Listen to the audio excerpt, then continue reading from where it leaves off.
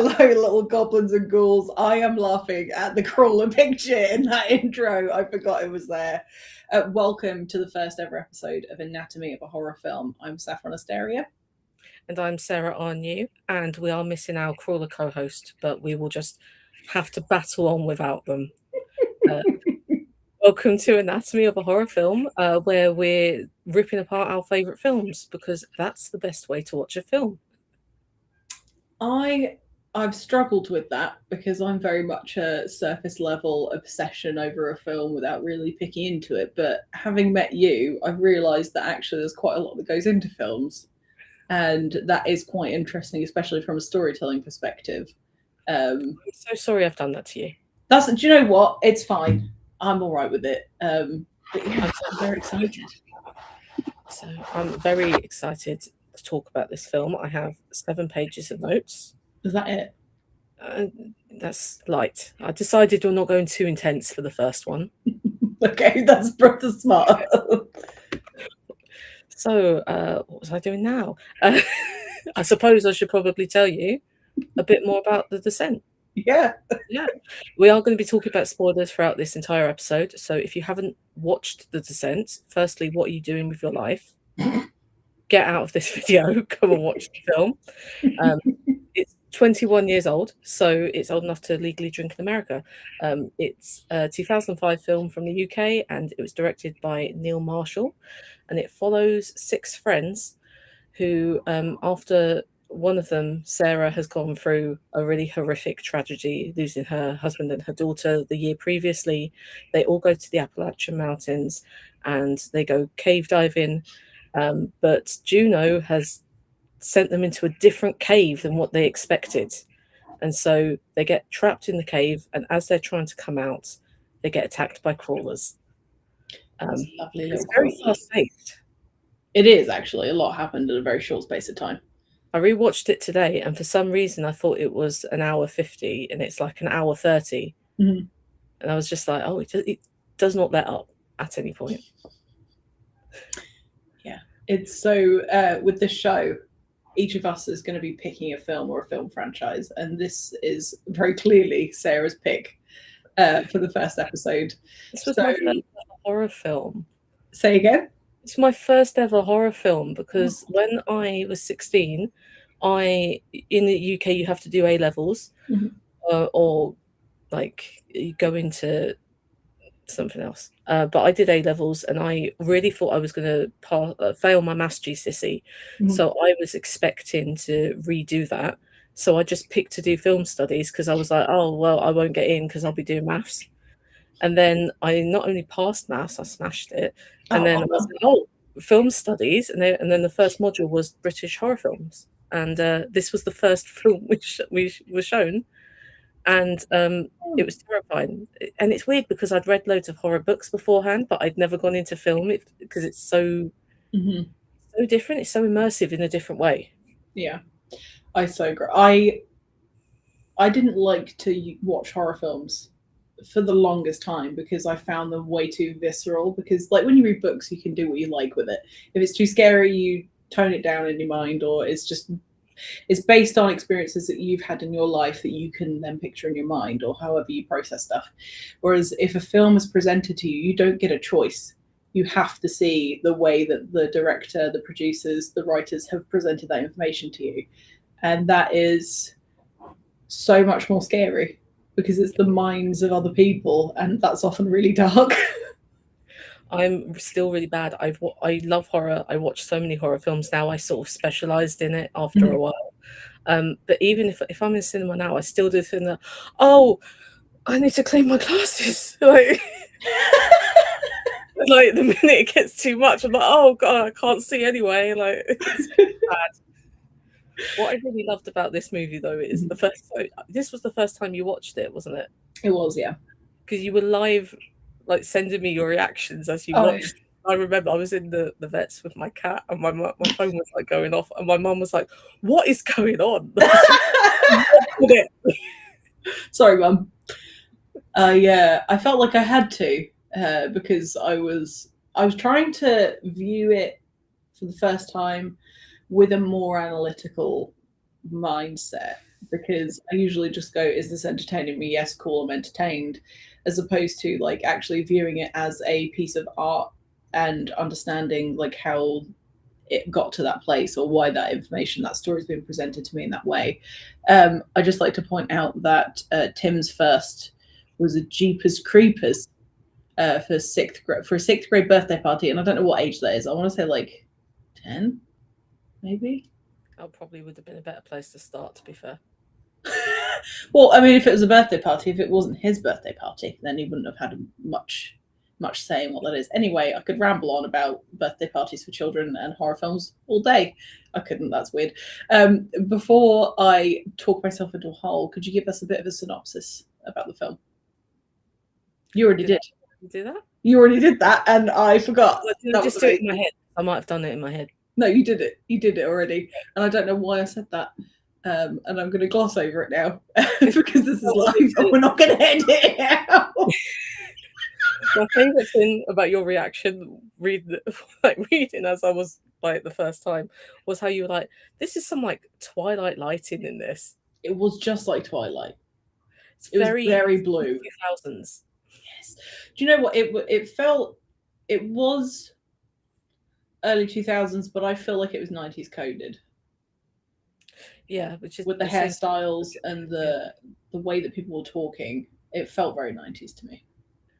I think it's one of those where it does hold up. It doesn't feel dated, particularly because like you're not going to be using phones and stuff because you're underground. You're not going to get signal or anything like that, are you? Like, I think that's a really good point, actually. I think because of the setting and the plot itself, there's no way that like technology would necessarily give anything away because it's such a manual like acoustic choice of activity, because like yeah, it's like an acoustic guitar. Doesn't need electronics and stuff to be good. Anyway, so this was the first time that I watched this film, and I can't believe that I hadn't seen it before. It's so good, isn't it? It is really good, and spoiler alert, we've already talked about the crawlers. I mean, one of them was in the intro, but I fucking loved them because I was like, how are they going to make a whole film out of these chicks just getting stuck in a cave? Like they're going to start eating each other or whatever it was. And I didn't know there was going to be a creature because I didn't look up what was going to happen in the film.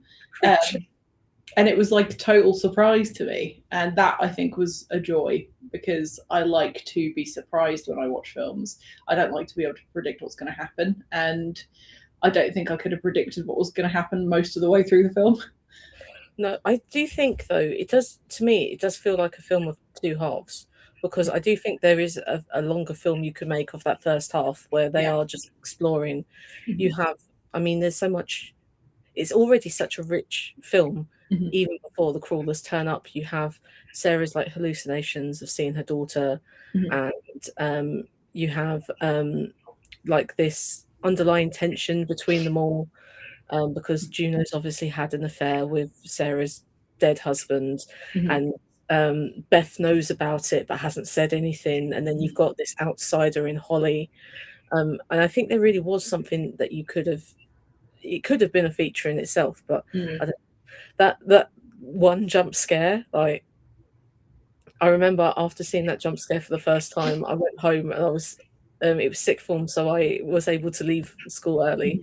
I went home to an empty house and my cat jumped on my back and I very nearly threw her across the That's amazing.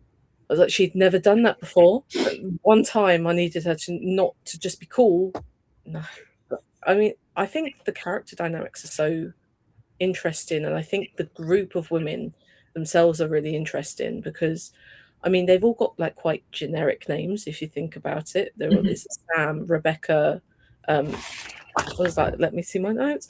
Sarah and Beth and then Holly, which are all sort of these very sort of easy to forget names. And it's also really interesting what Neil Marshall has done in the casting because they're all very international. I mean, Sarah's obviously from Scotland. They mentioned Scotland, and Shauna MacDonald was raised in Scotland. They bring up Scotland a few times, but then you've got Rebecca and Sam, who I believe they're both from the Netherlands. That the characters are both they're both Dutch. Mhm. They're sisters, because they mention that their surname is Van Ney, which is a Dutch surname. But Marianne Buren, who plays Sam, is from Sweden.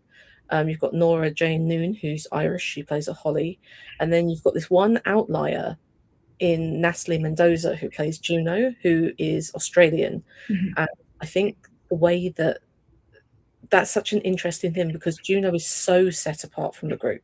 Mhm. Like in pretty much every aspect, she pretty much wears red for the majority of the film, which Mhm. obviously, as writers, we know that like colors connote quite a lot of stuff. And so, even from the first scene, we were talking about this earlier. Mhm. Sarah and Beth are very much aligned as a team. They're in blue in the first scene, and Juno's in red. And Mhm. also, Juno, the name Juno itself is not a typical name you expect to see in this group, Mhm. this friendship group, do you? Like, Mhm. it's such an interesting way how Juno is so othered, but Mhm. she's so very much the head of the group, Mhm. the leader. I mean, you have a bit of a power battle, I think, with Rebecca in terms of Rebecca being like, "Well, I filed like with search and rescue, like so they know where we are," Mhm.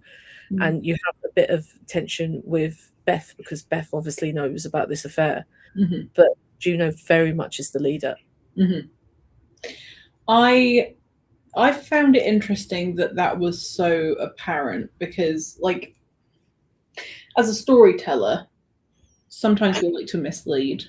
I enjoy that in a story, but from the very beginning, like, I immediately did not like Juno, and it was interesting that that was kept as like a really consistent point throughout the whole film. It wasn't like, oh, we feel bad for Juno. Like, there's nothing vulnerable about her apart from like in death. Like, there's nothing really that makes me think, oh, poor gal. She just was like a bastard the whole way through, and that's not often a choice for female characters. No, and I think I do have a bit of a weird soft spot for Juno, though. I think because she's allowed to have this very messy Mm. personality Yeah. and she's allowed to be this like neurotic leader, but also at the same time, I think there is a big part of her that is thinking she's doing the right thing in that she's like, she knows that she's done something wrong and that she is, I mean, in her own way, she is trying to fix it. Like her whole motivation for taking them into this undiscovered cave Mm. system is because she wants something for all of them and she wants to name it after Sarah and she wants it to be like a legacy thing. Um, but unfortunately, she's just very misguided. Mm. I think that's a really polite way of putting it. See, I see that as like she is so scared of being caught and feels so bad. Like, because the opening scene again, I'm not going to say spoilers anymore because we already said that at the beginning. If you just joined us, this is a 2005 film. We will be talking about the whole plot without pretending like stuff didn't happen. But within the first 10 minutes of the film, there's like a really grisly sudden death, and that's made me jump. That was a jump scare for me because I mean, I don't know if you you growing up, if like the police ever came to your school to teach you about making sure you put your seatbelt on and not driving like a twat in your car. And it just reminded me of that um, that infographic like documentary thing that they showed. I don't think that's the way that that's not the word for it, but you know, the thing that they show you to like scare you into behaving. Um, Did you get the one where it was the car crash in slow motion and it was the all the organs would like move and yes, yeah. yeah.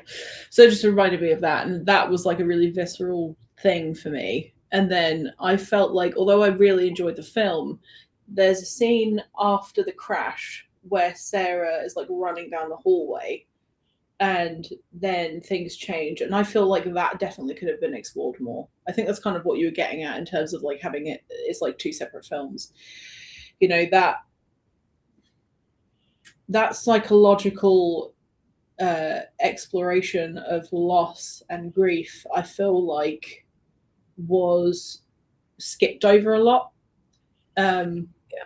but I don't know if that was because like it would have been a very very long film had that been explored in enough detail for it to have been more impactful. But things were happening like to do with that I just kept thinking like you're just shoehorning this thing in. But I don't know if I'm just being overly critical of that choice. In my interpretation, I've always seen it as it's always been seeded because I mean, you have that exposition-y scene when they're going to the cave system where one of them's like, okay, and like when we go down there, you won't see anything, and you could have panic attacks, and you could have claustrophobia, and you could have hallucinations. And I felt like it seemed very deliberate in that that element was very pulled back. It was there, but it was like this could be, but we want you to know that the crawlers are real and everything that's happening here is real. Yeah, I can see that. It felt very deliberate to me. But I do think I mean I think it's done pretty well, considering how delicate the subject of mental health, like trauma, like dealing with trauma with your mental health, and also loss of a child is done. I do wonder if this exact same film was made like today, whether that would have been more of a focus, because like early 2000s, that was still a period of time where that wasn't really an important piece of information to worry about. It wasn't at the forefront like it is now. Like now it's like a hot topic, as it were. And it's so interesting to see how the characters react to that within the film itself. Because I mean, there's this bit very much where Juno and Sarah have this awkward conversation in the cave, and then Holly's like, "Oh, what's up with her?" And Juno's like, "Leave it, leave it." And it's like very much like they all don't know how to react to it. So you do what you typically do when you sort of push it away. Stiff upper lip. Yes. Yeah. Very British, even though we're apparently not in Britain.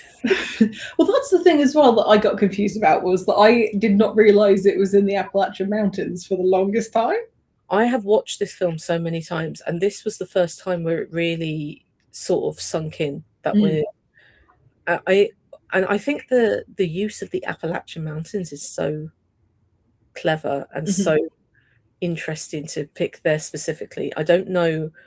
Obviously, I don't know America very well because I've only ever been to Florida, so which I feel like is a place all of its own, you know. But I know a bit about the Appalachian Mountains. I know that there's a lot of local folklore related to them. And what's also very interesting is they bring up Scotland a lot. Sarah's from Scotland. They say Juno went to Scotland last year, and she left pretty quickly. And obviously, the Appalachian Mountains initially, when the world was Pangea, one large supercontinent, it was the same mountain range. So I thought that was a really nice tie-in, partly to like the heritage of the film and also the character. But then it really, the more I started thinking about the fact that it's the Appalachian Mountains and there is a cryptid culture out there. And then I was like, oh, so the crawlers fit in so well with that. It doesn't seem out of place in that world. And then I was just thinking about the whole film it's built its own mythos. There's so much mythology in the film that I didn't even realize until like this year. Like, because not even just with the Appalachian Mountains, you have it with Juno particularly. Because I mean, as we've mentioned before, Juno's name really sticks out in this group. It's not like a typical name you hear. Not in 2005. I think that's changing now with baby name trends. But like in 2005, you never would meet someone called Juno necessarily. And not obviously, in England anyway. Not in England, no. Maybe in Australia, where Natalie Mendoza is from, but I don't know. But the character, well, not the character. So in when Greek mythology was sort of transposed into Roman mythology, the goddess of the queen of goddesses, Hera in Greek mythology, became Juno in Roman mythology. Juno is the goddess of marriage and protector of women, which I was like, oh, that's such a fun little like Easter egg to put in there. I hadn't even like necessarily noticed it until this year, and then I was like, oh my god, of course she is. I was like, I wrote loads about this. Your paper is muffling your microphone. I'm so sorry. That's okay. Too many papers. But I mean, it was so interesting to me because obviously like goddess of marriage, and she's like, I'm not saying she's broken up the marriage because that's not what broke the marriage up. No, it was that pole. It was that pole, that very, very bloody pole. But she doesn't. It's not just in in the idea of the name of Juno being this goddess Mhm. character, where the mythology comes in, because I always get the wrong name, so I'm trying really hard not to say the wrong name. That's okay. And I think this has only really come up for me recently because Hades Town has become such a popular thing. Mm. But Juno really plays more a sort of reverse Orpheus role. Mm. So obviously in the myth of Orpheus and Eurydice, um, his whole thing is that he has to lead her out of the underworld, and he can't look back because Mhm. once he looks back, she's doomed. And Juno is the one leading them into the darkness, Mm. and still turns back. She deliberately, after Beth and Holly are killed, there's a point where she gets back. She finds Sam and Rebecca, who are both alive and still pretty uninjured at that point. Mhm. And them like, let's go. We can get out. We can save ourselves. And she's like, no, I can't go unless I've got Sarah. And Mhm. that's the moment that dooms them all. Mm. I don't know whether that's deliberate, but I was Uh, watching it and I was like, oh my God, there's so much in this one character. I think this yeah. I have such a soft spot for Juno, and I think it's because she's such a layered, considered character. Mm. Whereas I think it's so easy for a female villain just to be reduced down. Yeah, for sure. And I think what I appreciate is that they didn't, whether it was the writers or the direction or whoever made that decision, I feel that she has very little like soft moments where she is that sort of like maternal, trope that is often pushed upon women in all art forms that I can think of. And it is nice to have. I like villains that are like largely mostly just villains, and they don't have to have this like redemption arc. But then there's like this moment towards the end where I think, oh, maybe she will redeem herself, and then just kind of all goes tits up. um, but yeah, I do wonder how much of it is deliberate or how much of it is just like poetry and it just kind of falls into place. But something that annoyed me at the beginning of their spelunking adventure was that they discover this like half-eaten, rotting corpse of a horse right outside the entrance of the cave, and they were like, "That's fine." Like that was a totally reasonable thing to just be. Was it a horse or a deer? It's a deer. It was a deer. Yeah. Deer. I don't know why I thought horse, but yeah. Anyway, Right, the hoofed creature, um, which was really gross. yeah, I was the deer's always kind of like thrown me a bit, but Mm. then obviously because and it's a male deer as well, it has the antlers, so it's very Mhm. obvious what it is, and it's very much like in I mean in popular culture, I think the deer often represents independence, Mhm. freedom. I was like, what have I actually written? And like power, they're powerful beasts, Yeah. really. And the fact that it was so easily felled and then just sort of left there it's not a good omen, really. No. No, Um, I agree. And I still didn't have a hint that there were going to be creatures.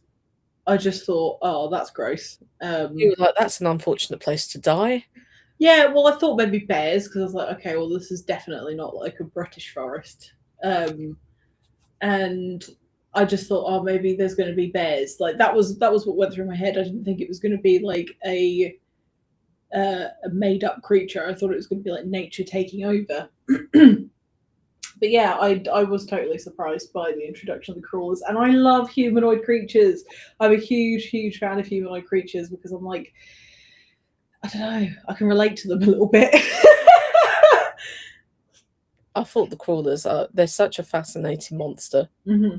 They're so fascinating because they're so I mean, and you get a bit of a hint very early on. There's that Mm-hmm. bit where they just get into the opening of the cave, Mm-hmm. and then the bats come out and they Mm-hmm. all attack Sarah, and then Holly said, "Look, one bat, two bats," like, but and then you find out later that these creatures are like completely blind and they Mm-hmm. use echolocation, and Well, I didn't put the two and two together, if I'm being totally honest. you look like I just blew your mind. You did a little bit, yeah. Because I mean, I did in my mind wonder, like, are these like some sort of primitive vampire? But they do love ripping things to shreds a little bit more than like the traditional vampire. I've always sort of interpreted it that they were, because obviously there's the paintings, there's the old gear down there. Mhm. I've always interpreted it that they were a group of people who got lost and just managed to survive and then mutated Hmm. over time. But I was like, that could only be about 100 years, because they specifically Yeah. mentioned that the gear isn't like, it's old, but it's not Mhm. like it's. And then I was like, if that ever happened to me, my first priority is not like, oh, I've got to pop out a mutant baby. Yeah. But I don't know. We all have different priorities in life. That wouldn't be one of mine. Well, my interpretation was that they are these creatures that exist in some cave systems, and they have been for hundreds of years, if not thousands of years, and that's how they've lived. But there's this, I didn't pick up on a lot of it, but there seemed to be some sort of potential social hierarchy in the Oh, definitely. crawlers. But I was too busy, like freaked out, and I hate small spaces. And the idea of going spelunking is literally the last thing on my fucking list to do. So like the claustrophobia of the entire film really stressed me out. So I was like more concentrating on that. But I'm pretty sure I saw like a female one, but they all looked Yes. largely male. But like, was the female one the one that was like fighting in the water? I think there's a shot of a more hairy crawler, Yeah. which I believe is meant to be the female one, Hmm. and there's a baby. Hmm. Um, I think that's sort of implied. That's why they're Yeah. there. Yeah. You know. But it is funny because they do appear to be majority male, and I was like, Hmm. it's.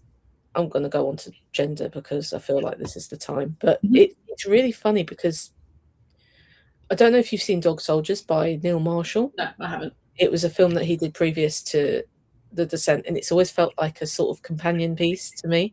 Oh, They feel really? like these feel like twin films to me because Dog Soldiers is a really good movie and it's a predominantly male cast, whereas Okay. this is a predominantly female cast. And I think Hmm. there's only, I mean, the majority of the crawlers I believe are male, but like Hmm. in terms of like male humans, Hmm. like There's like one, and he gets there's one, murdered. there's a mention of Sam's boyfriend because he Hmm. gives her the watch that goes off. I don't know why she was trying to set it. Hmm. I can't work that out, but that the watch To make is, a point that it existed, I think that was the yeah, I think it purpose. was just, oh, sound. But she says something like, oh, I'm on and off again with this guy and he's given me this watch. And then Mhm. that watch nearly ends up killing them because it Mm. starts working when they're trying to get away from a crawler. And then some of the most aggressive crawlers are male, trying Mm. to kill them all. So it's very interesting how men just don't really provide much positivity in this film, shall we say. They're largely predatory, the Yes. film, which is fine. That's that's a perfectly legitimate choice for this. But I think what was missing for me from that was that we had this like nod to there potentially being a female crawler, but I would love to see that explored more. And I wonder if it is in the second film because there is part two. I think There is was a sequel. scheduled. I've not heard good things, but I haven't seen it. So But it might also explain what I'm after. Is that to me, when you look at like the animal kingdom, when there are loads of like male drones, the ones that go out and they do the thing and they bring it back, um, like are they protecting the females and the young? Is there like a queen? I would love to know what that structure is because that's something that I really love about like the alien films, for example, is that like all of the like drone aliens are like male or like more androgynous. I do think if there was like a queen, we would have seen something like that. Oh I yeah, I agree, yeah, but I think think- I was confused because that wasn't a thing. I feel like it should have been a thing. yeah, I would have liked to see a bit more with the crawlers, but I also Mhm. think, I mean, they don't turn up. I mean, they do turn up, but you don't see the crawler Mhm. until like properly until that jump scare Mhm. behind Ollie, and Mhm. that's at like 50 minutes in. Yeah, it's It's really far quite into the late, film. even though if you do look from the minute they get into the cave, Mhm. you can see them if you look really hard. There's Oh, one, I'm gonna have to go back. There's one shot, and I know there's a crawler in it, and I have not been able to find the crawler in it for years. I know there's a crawler there. I've seen it before. Can I find it this time? No, it's really annoying. There's also the moment before, because they come into this like really huge, gorgeous open space where it's very like beigey and I don't know, it looks like, oh, maybe this is going to be a cute little film about some friends that do some nice things together and they make memories. And then I think Sarah's like the last one to go through, and she Yes. can like hear skittering around and stuff. And I was like, oh, I wonder if it's ghosts. Like at no point until the crawlers arrived did I think that that's what it was going to be, which is hilarious looking back. It really surprised me Yeah. because you're so into the horror genre. I thought, oh, you should pick up on it really quickly. Nope. No. Because I thought it was going to be creatures, like as in like creatures that exist, like bears or I don't know. And then it sounded like kids, and I was like, oh, it's going to be the creepy ghost child trope. Yeah, the sound effects were really creepy. I didn't really like the sound design in this film. Although I'd say I watched it today on a different telly than I normally use, and the sound mix was awful, but I do think that was probably the telly. But I do like how they've done it because the sound doesn't feel very invasive a lot of the time. Yes. And so it did feel very claustrophobic. I mean, that scene where Sarah's stuck and Beth is trying to pull her out, I don't think there is actually any sound, like background noise, until the rock starts moving. They're like, right, go. Yeah. And you feel very much in it with them, which is really fun. I don't think there's actually a ton of music in it. I think there is, but it's more very much in the background. It's not like I feel like it is that just like sound fill in some moments, but usually like if I watch a film and like the background music or the score is really loud, or it kind of like takes away from kind of what you were saying, takes away from the intensity of the actual moment, and it's used as a crutch, I think that would have stood out to me, and I don't feel like that happened, because that annoys me, especially when the sound mixing, you have to keep turning the fucking volume up and down so you can hear people muttering because the music's really loud. That grinds my gears. I have issues with sound mixing in more modern films. I have issues with lighting in more modern media. What I really liked about this is, even though it's underground, the lighting not only is light enough that you can see everything you need to see, and the use of shadows means that it plays with you, but it's also lit in a way that makes sense for that scene. So you get a lot of red lighting with the flares, and that's normally not when they're necessarily in danger in that second, but there's a creep in danger. You have that whole scene where Holly thinks she sees daylight, and so you get the light from what you think is the daylight.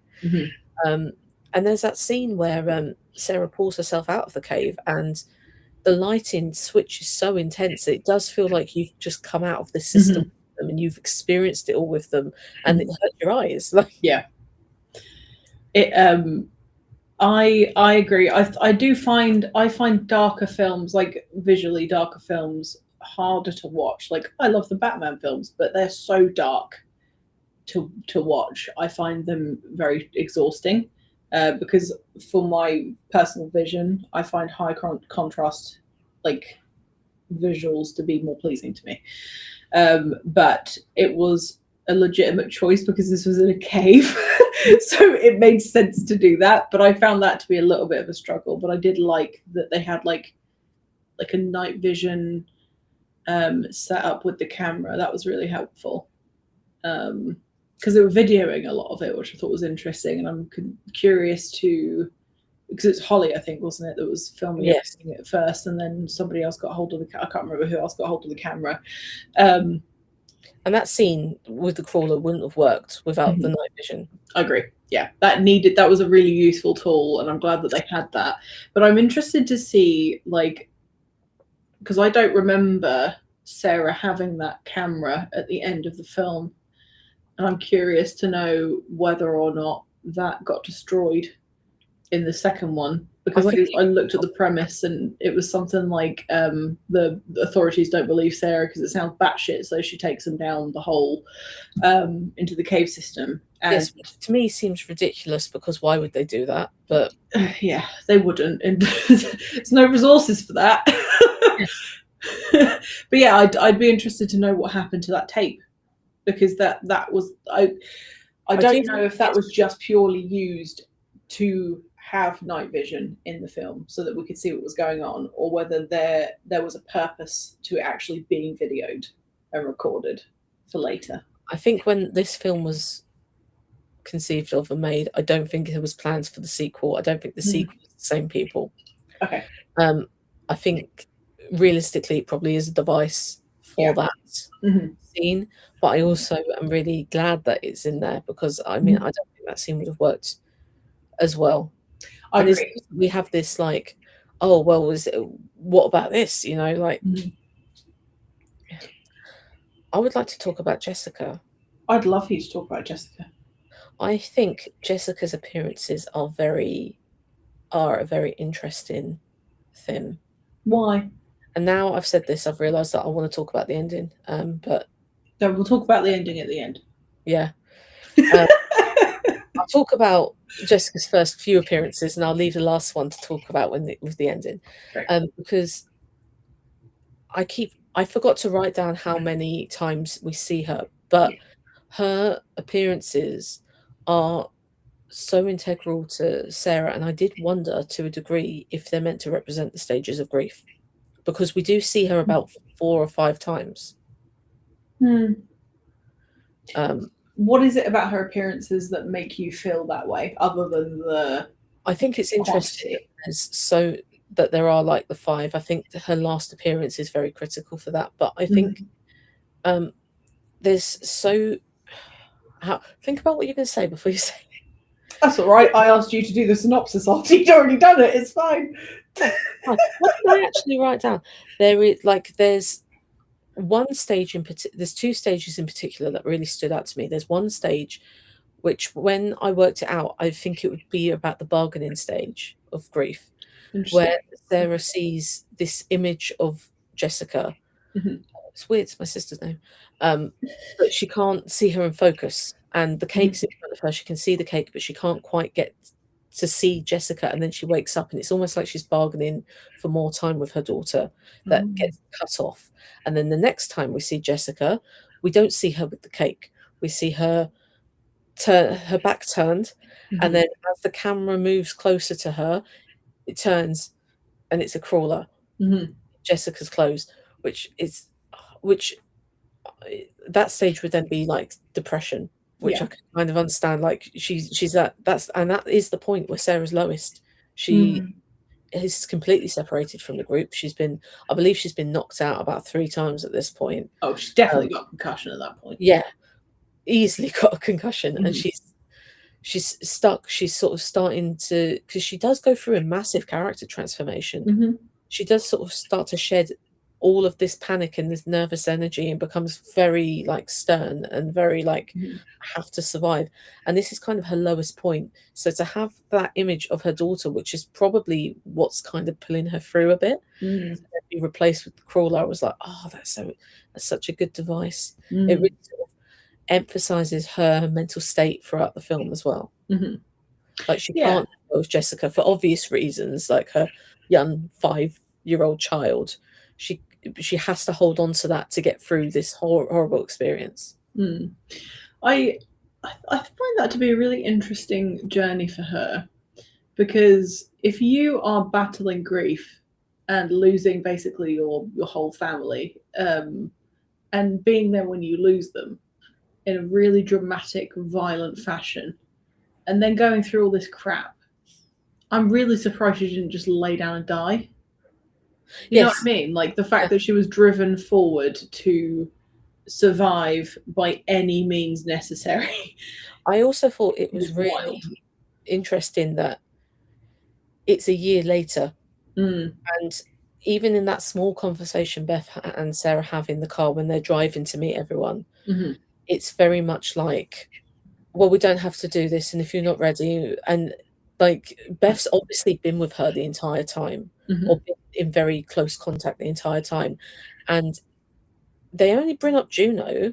She's only like, "Oh, well, Juno left really quickly," but, like, they don't mention Rebecca or Sam necessarily mentioning, like, reaching out a lot.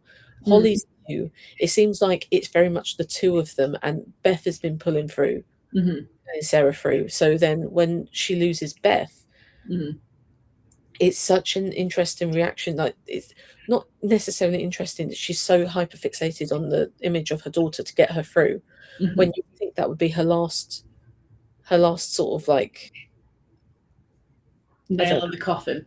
Yes, although I do think that's at the point where her personality changes and she sort of goes into this very much, she sort of drops all emotion and has to put up a shield to get through, which makes me think it's a fight or flight thing.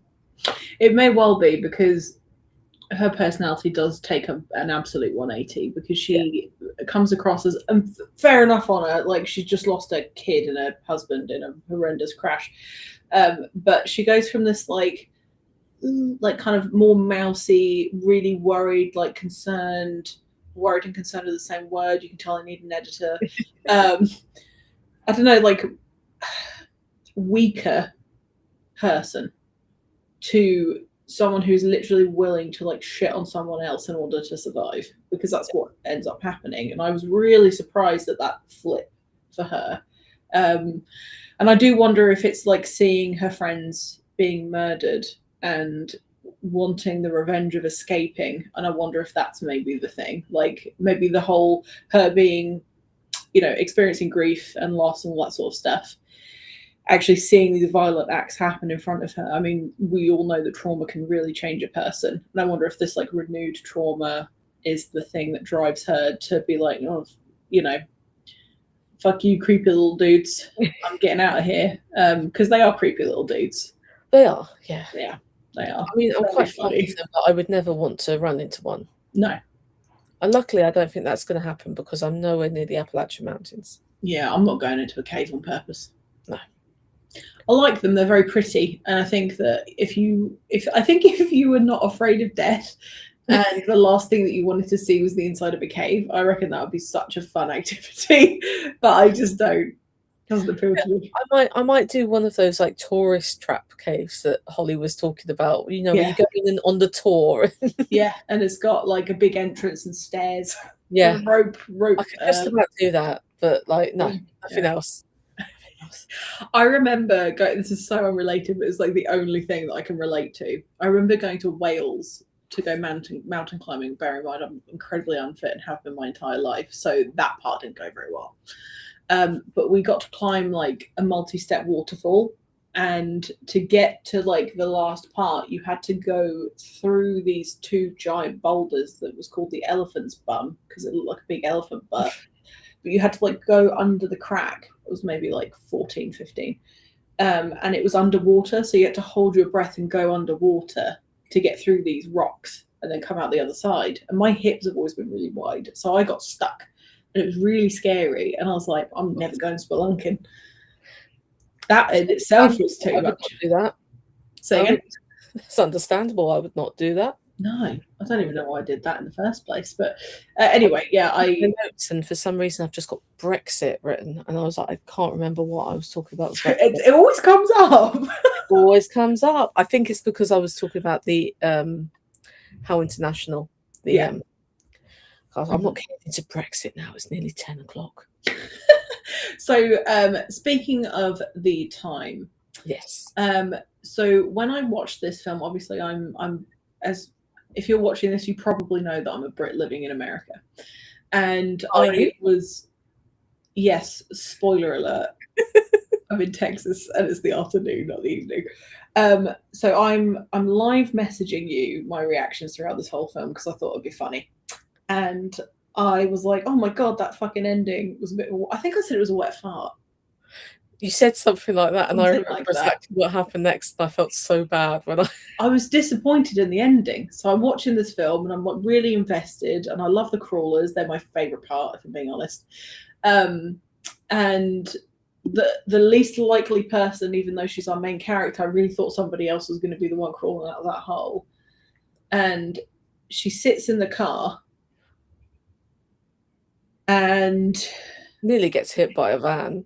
But then she just starts crying. I think I can't remember exactly what happens now. It was such a letdown of an ending.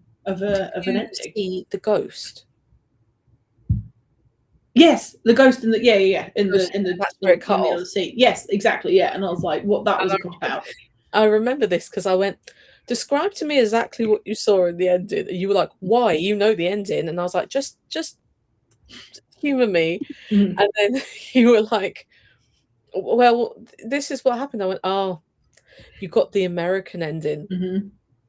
And you were so angry at me. And thank you for sent me the correct ending. And I will say, if you are watching a film in America, just double check if it's the actual ending, because there is you're getting cheated out of a good ending. I feel like the ending really makes this film. Yes, I agree. And I feel like the film is not only weaker for it, it makes the character weaker for it. Because so if you've only seen the American ending, what happens is Sarah confronts Juno about the affair. She axes her in the leg and leaves her to be eaten by the crawlers, which is a really amazing shot. I really love that shot. I feel bad, but like beautiful. Well, they're all like all around her. So yeah, and they're just like ceiling stuff. Sarah runs towards light, manages to get out of the cave system. She gets in a van, and it's almost like the second she gets out, all of her character building has dropped, and she's so panicky and like running out and like screaming and crying, which I think is fair to be. I would be, if I'm being honest. I'd be screeching. She starts driving away. A van nearly hits her. What I thought was really interesting was this van or truck. It sort of replicated what happened with her husband and Jessica, because it has logs on the back. She stops. She throws up out of fright, and then Juno's ghost appears. She screams, cuts it, and that's just where it ends. And I'm like, so bad. But with the British ending, the correct ending, the way it should be. I don't know why I went Italian. She wakes up in the cave system. She's still very sort of stern and sort of muted, but and this is kind of what I was talking about with Jessica's appearance, because Jessica appears here, and the cake goes from 5 candles to 6 candles. Jessica's smiling back at her, and she's smiling. And then as it zooms out, we just see Sarah sort of accepting her fate. Jessica's disappeared, but there's still the fire from the torch she had. And it's really chilling in a way. I think, because I mean, a lot of people have said to me, it's such a nihilistic ending. How can you enjoy it? But I think I don't see it necessarily as nihilistic. I see it as she's finally like accepted all the trauma and she's ready to let it all go. Whether that means her own death, because we don't know what happens to Sarah after that. If you take the sequel out of it, the sequel, which I think is not entirely what Marshall intended, but she's accepted her daughter's death, like, because her daughter is now aged up. We've had 5 candles the entire time. Now we have 6. She's still very much that sort of stern character, but she's like, she seems at peace with herself. And it seems like no matter what happens, no matter if she goes back and gets murdered, like killed by all these crawlers, or whether she does get out, she's like, it's on her terms now. That's how I've always viewed it. The amount of people have been like, oh my God, that's so depressing. I can see why they've put in an American ending. It's just such it's just, oh my God. This like desperate need for happy endings for dark films, I think, is so ridiculous. It shouldn't be every film has a happy ending. I'm sorry, because life is not like that. And these are fictional worlds. And like, you've watched these people being ripped apart and tortured, and they've struggled, and it's very reasonable to expect them all to bleed out before they get to the fucking exit, let alone have this like moment of acceptance from her, as you said, like her being like, well, Sarah is the her I'm talking about. It's almost like she is like crossing over Yes. into, you know, the afterlife, which is an interesting concept in itself. But yeah, I don't know. I was just so pissed off with the ending that I saw, because I thought, you fucking bastard, because you'd like, I've been dragged along this whole time in terror and like worry, and I didn't expect her to get out at all, and the fact that she did, it was all really sudden. And it felt like a phone in, and I was so glad that you were like, that's not the right ending. I was like, phew, okay, that's good. But yeah, you watch the British endings. Like, why did you make me watch this? And I was like, because the ending's so good. You were like, but it's not. And I was like, oh, see what happened here. So Tim is wondering which ending he's seen, and if now you need to tell us, Tim. What? Sorry. Now he needs to tell us what one he saw. Yeah, do you know what? Let's send him the link for the real ending, and see if he knows it. But yeah, I was baffled that they had the option of the original and went with the other one. But I think you said it was because they like tested it. They did test audiences in America, and they didn't like the original ending because it was too nihilistic and too sad. That was me rolling my eyes. But you lose so much, and it's not long. It's like, I think it's like literally 2 minutes or something, but it adds such a dimension to the film. But I am glad in both versions that Sarah has her, like, I don't know, barbarian redemption story where she just goes absolutely feral, and is like, do you know what? Fuck you, you're gonna die. And I love that about her.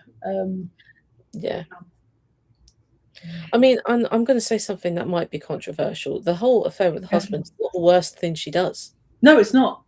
It's not nowhere near the worst thing she does. No.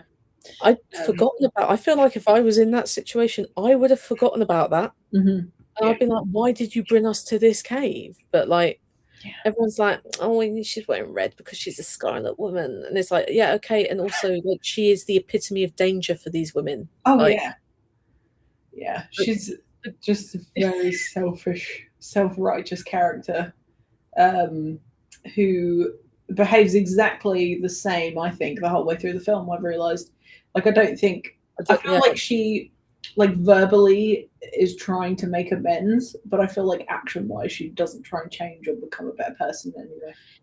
She's the type of person who says, oh, well, I said I was sorry, so like, why can't you tell? I don't know. I thought the relationships were all very interesting. It just felt like Sarah was so isolated, especially once she didn't have Beth anymore. And like, the only other person she appears to be somewhat close with is Juno. Who is a snake.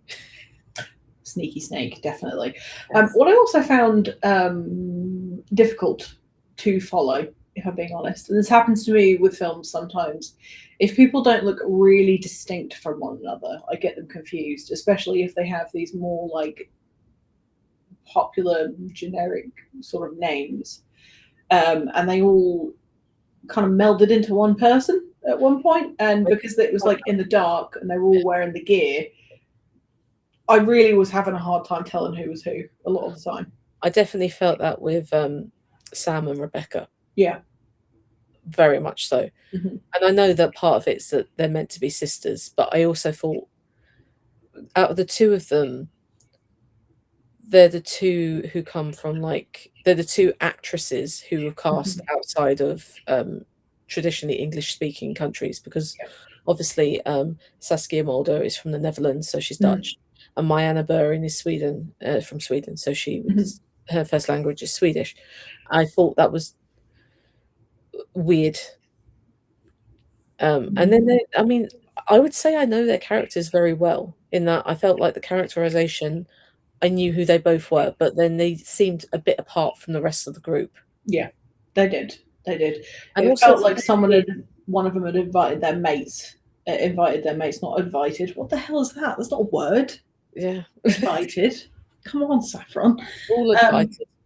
But I also Good. felt there was this weird relationship between them because they make a big point that they're sisters, but then Rebecca, who's obviously meant to be the older sister, very much mothers Sam a lot, which and then but you also get that reflected with Juno and Holly, how Juno's always trying to like mother her a bit, which is a bit weird, and then obviously you have like the mother in Sarah, who's like the mother who's lost the child as well. So it's really interesting to see this theme of motherhood and maternity woven in, but it can never quite get there because the only childlike character is gone.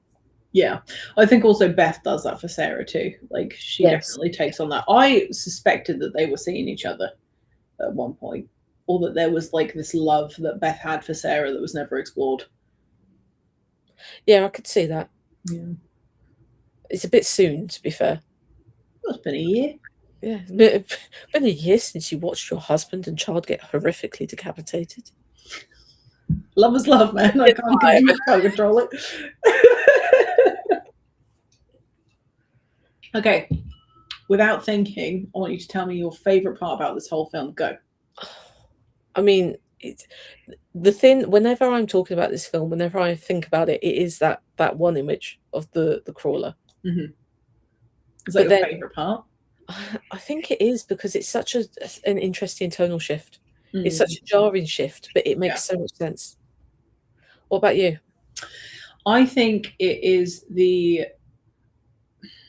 moment just before they go through that narrow section before the rocks fall and trap their stuff on the other side, where like there is that moment of like, oh, maybe things are going to be a little bit okay, or we're not really sure where this is going, and there's the creepy sounds in the background, and honestly I had absolutely no idea what they were going to be. And I really liked that because like I said earlier, I don't like to be able to guess what's happening. And I'm sure that other people watching this film will go, oh, it was so obvious. Well, it wasn't to me in the way that I try and tell stories in advance for myself. So I enjoyed the possibilities that came with that particular scene, because I was like, well, everybody's just kind of presenting themselves. And, there's the moment where they're all in the cabins, and it's like the night before their trip, and I feel like we don't really get to know those characters very well, but this is where we first finally start actually getting to know them a bit more. And it's before like the first real actual panicky thing happens, and I like a calm before a storm. I enjoy that. It's always the scene when I'm rewatching and I'm like, oh, this is where shit's gonna go down. It happens quite quickly, though. I do appreciate that. And this is a very punchy film. And it's, as you established earlier, it's only like 90 minutes long, which is, in this day and age of like 2.5 hour films, is quite fast. And you cover a lot of ground and you get a lot from it in a short time. I have such beef with the 3-hour film. So much. I do when it's a film I don't like. If it's a film I do like, I'd rather it went on forever. You see, I don't mind it when you're at home and you're able to pause it, but I think if you're exhibiting in a cinema, you should have to program a break. I agree. Yeah. Because 3 hours is a lot for anyone, but I used to work in a cinema that had a predominantly older and disabled audience. Yeah. And they couldn't do it. Like, and it's I too was much. Like, it's way too much. And like cinema seats aren't always the like most comfortable. You should come to the States. Recliners, they've got little tables, they've got cup holders for every person, full wide, just in the standard cinema. Just like they've started doing that in the big ones now, but I was in it was like an indie that was taken over. So it wasn't that, but it's like if you should have to program a break. So like I can't sit for a long time without moving around because I lock up and then I get stuck. So I can't see all these 3-hour films. I always need a wee. Yeah, and I have beef with Christopher Nolan as well, but I'm not getting into that now. That sounds more personal than anything. I will find him and I will defeat him in battle. In a car park or just anywhere? Just anywhere. That's fair. Before we go, yes. As you were the person that suggested the first film of this series that we've started, Yes, you can pick the next one. That wasn't what I was going to ask. I was just going to do it anyway. No, I was going to say, if you had to convince the people watching this to watch this film in like a sentence, what do you think is the most appealing part about it? I think when I talk about this film, I always talk about the fragility of female friendship in this film, and how it's so integral to the plot, and it feels so real. So I think what I would say would be, what would I say? I don't know. I'll ask you. I don't know. I don't know. I would say it's not just like a creature feature. It's very much an exploration of, it's a character study of female friendship and how that changes through trying times. Yeah. Women are not afraid to kill to survive, as also. And they definitely went, or gouge out somebody's eyes. I don't like that bit. I don't like eyes. That was quite an intense gouge. But yeah, this was a lot of fun. I'm really glad that we started doing this. If you watch this live, I know Tim was definitely here, but I don't know who else was here. Thank you so much for being here. If you watch Tim, we'll get you the proper ending. Yeah, we'll send the proper ending. And if you would like to see the proper ending, I think it's on YouTube. And put a comment in the video below this video. I know words and things and YouTube. Notes on Substack. Yes. That we will link to this video, and I will try to find the video and link it in the show notes. Amazing. I'm so excited. Did we decide what we're going to be talking about next time? I think we did. I think we go to a old faithful that we love so much. Is that the Alien franchise? Yes. My favorite film franchise of all time. I'm literally pissing with excitement. Not literally, figuratively. You are literally. That's okay. I'm so excited. So next time we're going to be talking about the Alien franchise. We're going to be exploring in a very short period of time the 4 Alien films. So the quadrilogy. I'm going to make us talk about the Prometheus and Beyond, and also Prometheus. So gird your loins. What? Say again. Sorry. I have so many thoughts on Prometheus. Me too. Gird your loins. I've got opinions. My little sneak peek. My greatest interest in this whole film is the xenomorph evolution and Deacon. What? The Deacon. I'm very excited. I miss him. I just the whole thing is just very exciting to me, and I'm so glad that we're going to be covering this next, because I know we both like the films, but this is my suggestion, and I'm going to be going ham on probably all the wrong things. But yeah, thank you so much for analysing this show in a more interesting way than me saying all the wrong words in the wrong ways. Thank you for letting me do this, because I know that I've been very annoying about this over the last year. We've got to do this finally. Well, I'm glad that we did. And so we're going to be back once a month. I will schedule the live show. I think we said this. I think it's the 7th of September. Yeah, I'll confirm that. And make sure you subscribe to this channel, because then you'll see when they're scheduled. But yeah, thank you so much to everyone. Yeah. And especially Tim. Yeah, especially Tim, who repped in the chat there. Thank you for making it look busier than it was. So shall I click on the outro, and shall we awkwardly wave at the camera? Wave. Okay. Thank you, Sarah. Thank you, Saffron. Goodbye. Bye.